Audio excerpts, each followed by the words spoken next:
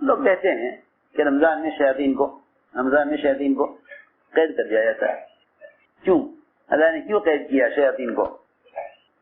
یہ بتانے کے لیے کہ اب مسلمان یہ نہیں کہہ سکتا کہ گناہ شیاطین کی وجہ سے ہو رہا ہے. ہم نے شیطان کو قید کر دیا. ہم 1 مہینے تک تمہارے عمل کو دیکھیں گے کہ تمہارے گناہ شیطان کی وجہ سے ہیں یا نفس کی وجہ سے ہیں. اس لیے فرمایا کہ شیطان سے کہیں بڑا دشمن وہ تمہارا نفس ہے. شیطان سے کہیں زیادہ بڑا دشمن وہ تمہارا نفس ہے. شیطان سے کہیں بڑا دشمن وہ تمہارا نفس ہے. ان عدوک الذی بین جنبیک، تمام دشمنوں میں تمہارا سب سے بڑا دشمن تمہارا نفس ہے. لوگ رمضان میں بھی اپنے نفس کی خدمت کرتے ہیں. جو سونے جاگنے کا جو معمول رمضان کے علاوہ وہی رمضان میں. اگر تم سے رمضان میں کوئی گناہ ہو تو سمجھ لو کہ نفس غالب ہے کیونکہ شیاطین تو قید کر دیے گئے. ایک فرشتہ کافی ہے ایک شیطان کو قابو کرنے کے لیے. اللہ رب العزت 7 فرشتے ایک پر مسلط کر دیتے ہیں اور وہ شیطان ان فرشتوں سے چھوٹ نہیں سکتا. اللہ نے دکھلا دیا کہ اب تمہارے پاس یہ عذر نہیں ہے کہ تم گناہ تو تم کرنا نہیں چاہتے مگر شیطان نے کرا دیا. اب یہ عذر نہیں. کیوں؟ کہ شیاطین قید کر دیے گئے.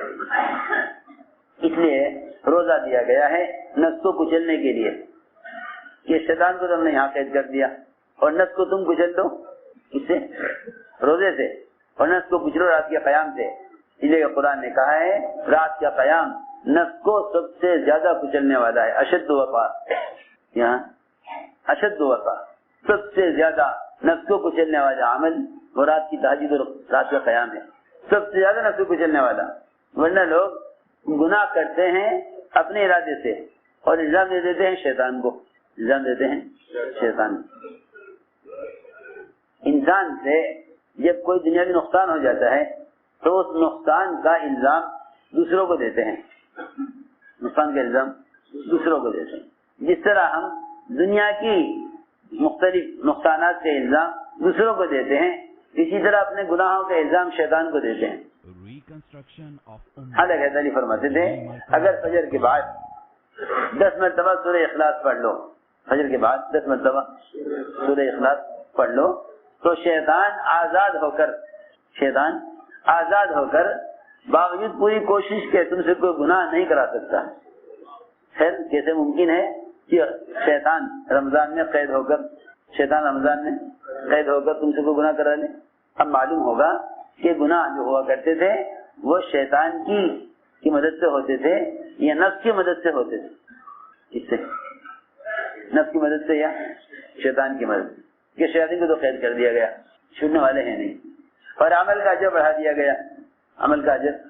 دیا گیا اور فرائض 70 گنا بڑھا دیے گئے اور نوافل کو اللہ اکبر نوافل کو فرائض کا درجہ دے دیا.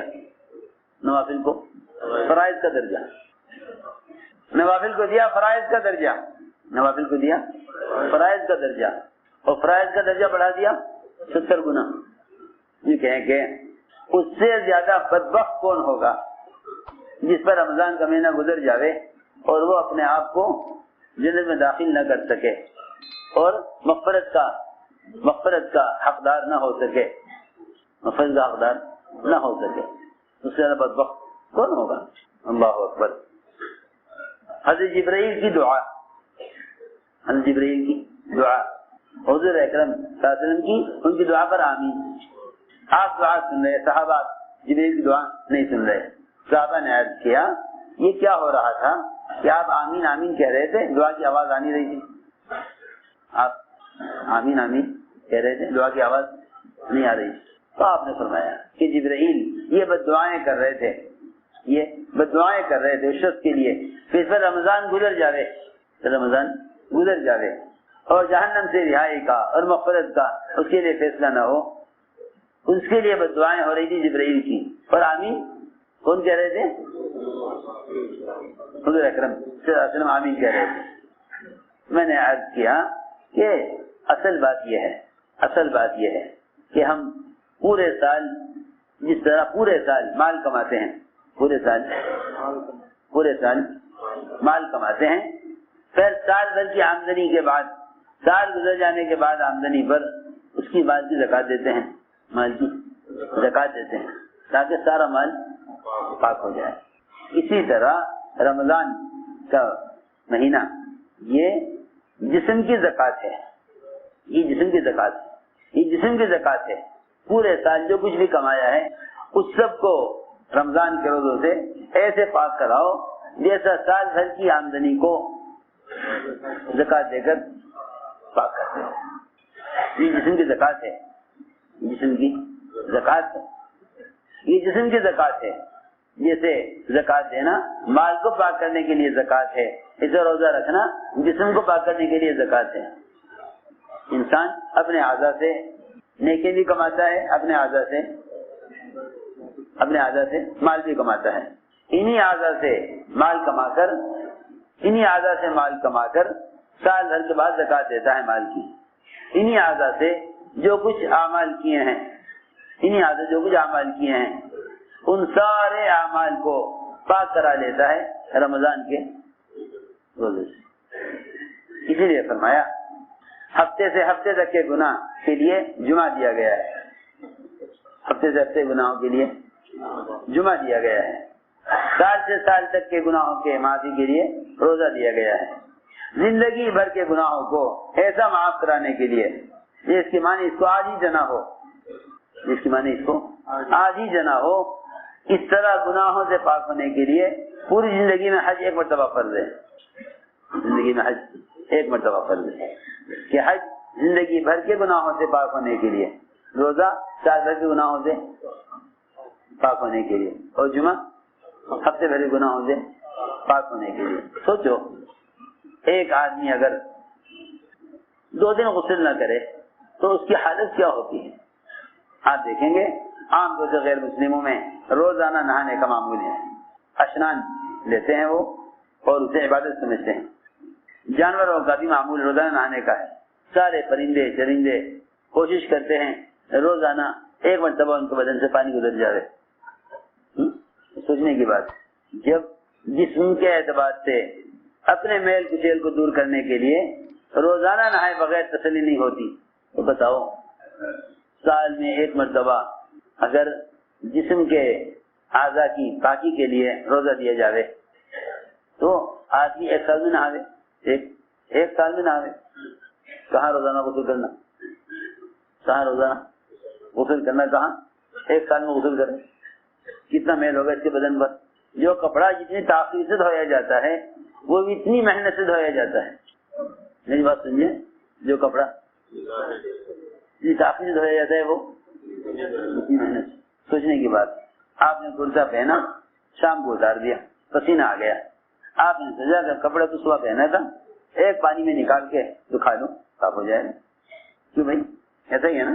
لیکن جو کپڑا جتنی تاخیر سے دھلے گا وہ اتنی زیادہ محنت سے دھلے گا۔ آپ جمعہ سے جمعہ کرتا اتارے تو وہ دھوبی زیادہ محنت سے دھوئے گا، اس پہ سادہ رنگ کے دھبے، اس پر مختلف قسم کے داغ لگے ہوئے ہوں گے، اس سے زیادہ محنت سے دھویا جائے گا۔ جو کپڑا صبح پہن کے شام کو اتار دیا اس سے زیادہ محنت کی ضرورت نہیں ہے۔ اس لیے فرمایا کہ روزے رکھتے رکھتے رکھتے رکھتے رمضان میں داخل ہوا کرو، روزے رکھتے رکھتے رمضان میں داخل۔ حضور اکرم صلی اللہ علیہ وسلم سب سے زیادہ روزے شعبان میں رکھتے، رمضان کے علاوہ جو زیادہ روزے رکھتے آپ شعبان میں، سارا ہی شعبان آپ کا روزوں کا گزرتا تھا تاکہ شعبان کے روزوں سے رمضان کے روزوں کا استقبال ہو۔ جس عمل کا یہ کہیں کہ جس آنے والے مہمان کا استقبال اس کی چاہت کی چیز سے نہ ہو، اس مہمان کی بے اکرامی ہوتی ہے۔ رمضان روزے لے کر آ رہا ہے۔ آپ جانتے ہیں آپ اپنے گھر میں آنے والے مہمان سے پہلے ہی فون کر کے پوچھ لیتے ہیں کہ آپ کا کھانے میں ناشتے میں کیا لینے کا معمول ہے، تاکہ آپ آنے سے پہلے اس کا انتظام ہو۔ آپ فلاں وقت پہنچیں گے، کھانے میں کیا لیں گے، آپ کے لیے آپ کے آنے سے پہلے انتظام کرنا پڑے گا۔ ایسے تو ہے نہیں کہ مہمان آ گیا آپ پوچھیں کہ آپ کیا کھائیں گے۔ کیوں بھائی، پہنچنے سے پہلے معلوم کیا جاتا ہے کہ آپ کا ناشتے میں کیا معمول ہے، کھانے میں کیا معمول ہے۔ اگر رمضان کے معمولات کا انتظام رمضان کے آنے سے پہلے نہیں ہے تو یہ مہمان آ کر پریشان ہوگا۔ آپ کا جو انتظام ہے وہ اس کی مزاج کے خلاف ہے، اس کی مزاج کے بالکل خلاف ہے۔ جس طرح نماز سے پہلے 2 رکعت تحیۃ المسجد یا تحیۃ الصلاۃ، یہ 2 رکعت فرض سے پہلے اللہ کے سامنے پیش ہونے کے لیے تیار ہونے کے واسطے 2 رکعت نماز پہلے پڑھ لو۔